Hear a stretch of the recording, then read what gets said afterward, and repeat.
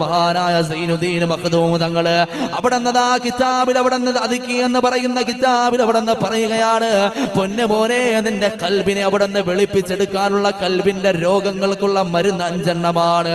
ഒന്നാമത്തെ കാര്യം എന്തെന്നറിയോ? ഖിറാഅത്തുൽ ഖുർആൻ. പരിശുദ്ധമായ ഖുർആൻ എന്ന് ഓതാൻ നിനക്ക് കഴിയോ? അത് വെറുതെ അങ്ങ് ഓതലല്ല പ്രിയമുള്ള ചെറുപ്പക്കാരാ.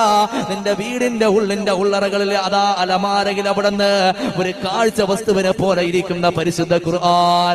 എത്ര നാളായി പൊന്നുമോനെ തുറന്നു നോക്കിയിട്ട് ആ പരിശുദ്ധമായ ഖുർആൻ എടുത്തുകൊണ്ട് ഒരു പേജ് പോലും ഓതാൻ നിനക്ക് സമയമില്ലല്ലോ. വാട്സാപ്പും ഫേസ്ബുക്കും ട്വിറ്ററും ഇൻസ്റ്റഗ്രാമും എത്ര സമയങ്ങളാ കൊന്നു കളയുന്നത്.